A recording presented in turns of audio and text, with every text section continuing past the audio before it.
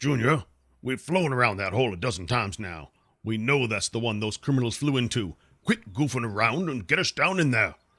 Every minute they delayed in getting down into that hole drove Sheriff Justice more and more insane. The boy seemed like he was scared of the dark, down, and tiny little hole. Why didn't he just get in there already? Daddy, can I call you Daddy? B.T. Justice looked at the young officer in the back seat. For a moment he thought about saying no, but then that might delay things even further. If it'll get us down into that hole that much faster, I don't care if you call me Tooly Twinkle Toes.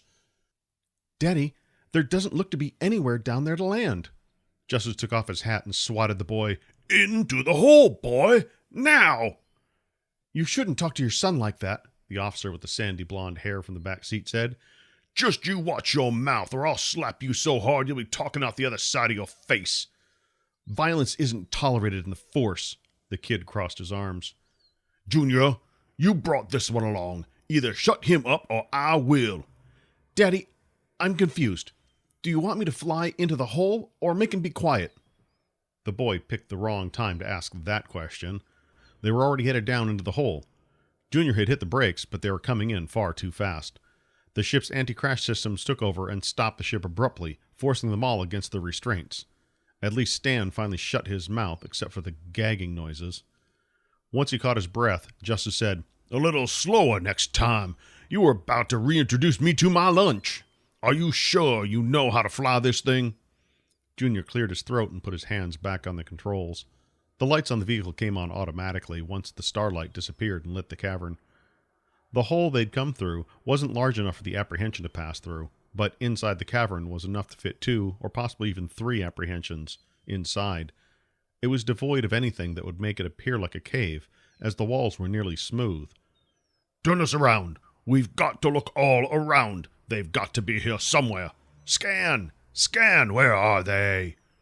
The ship took a quick circuit around the cavern. Daddy, I don't see them down here. Are you sure we got the right hole? They didn't get out while you made umpteen thousand passes around it, did you? No, they didn't get out. Well, then where are they? How had they gotten away? The walls were smooth. The floor looked like a giant sphincter. They had nowhere to go but back out the way they came in. Perhaps they went down, Stan said. Did I ask your opinion? Did anyone tell you to open your mouth? Just sit back there and pretend like you're not here. I need to think, and I don't need you back there yammering so I can't even hear myself think. Do you think it's easy to get into the mind of a criminal? Junior, land this thing. No sense in wasting energy floating in the middle of here. Daddy, this ship doesn't... Didn't I just ask for silence? Well, you told Stan... Justice hit the boy with his hat again. Just land this thing and give me a minute to think about the situation. Finally, the two of them shut up long enough so Junior could land the ship. He'd never had to deal with anything like this. Go away for a year and look what he'd come back to. No respect. Once he caught the crew of the SS Acid Rat, he'd have some respect once more. But they were gone. A ship that small couldn't possibly have a cloaking device, and even if they did, couldn't hide inside this hole without their energy signature giving them away. They hadn't been on the ground for more than 2 minutes when the ship began to rock and roll and the ground turned upside down. Sheriff Justice lost his bearings right before he lost his lunch. Neither of these things changed the fact that they were looking at the inside of a hollow planet with a tiny star in its center. All around them were massive buildings, but none of it made any sense in the sheriff's mind. They should all be falling, but in what direction? Toward the star? Toward the ground? Everything was all topsy-turvy. A massive ship with flashing yellow lights appeared in front of them. Junior, get on the con and address them. Let them know who we're looking for, and we're not leaving without them. Junior? The boy sat with his mouth open, staring straight out into space. Even Stan had the same stupid expression on his face. Great. The mines have vapor-locked. B.T. Justice picked up the con. Attention vehicle. This is Sheriff B.T. Justice. You will... A bright light flashed from the enormous vehicle, and a loud squeal came over the con. At least that brought Junior and Stan back to reality. Unfortunately, they both screamed like little girls. If he thought it would do any good, he would have smacked the two of them. He'd been in situations before. Nothing ever quite like this, but he'd always come out of it on the right side of the situation. He was, after all, the law. He represented authority, and as long as he can get these people, or beings, or whatever they might be, to understand that he represented law and authority, he'd be able to get the criminals he was after, and they'd be on their way. It was just that simple. As the vehicle began to tow them, and started to dip lower, the beam must be some light-based magnetic instrument. The two yahoos stopped with the screaming. It would have been better if they'd passed out. At least then, BT could take care of business, and these two could just sit in the cruiser. Let me make one thing perfectly clear right now. Once we land, I will do the talking. What do you mean once we land? We need to get out of here. There's no telling what these people want. Junior had always been a fraidy cat. That was his nature.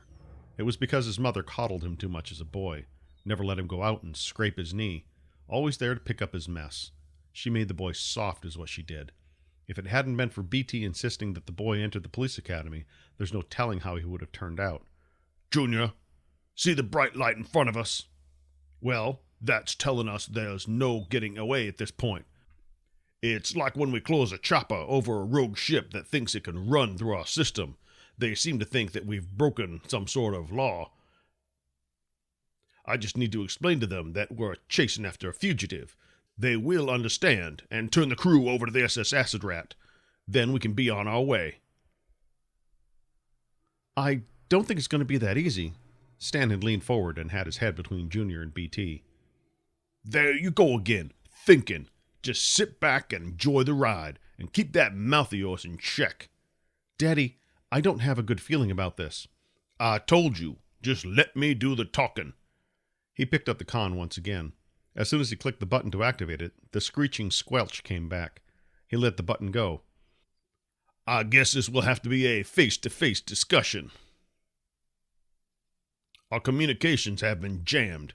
Keep your eyes peeled, both of you. We need to know how to get out of here once the SS Acid Rat and his crew are in our custody. Yes, Daddy.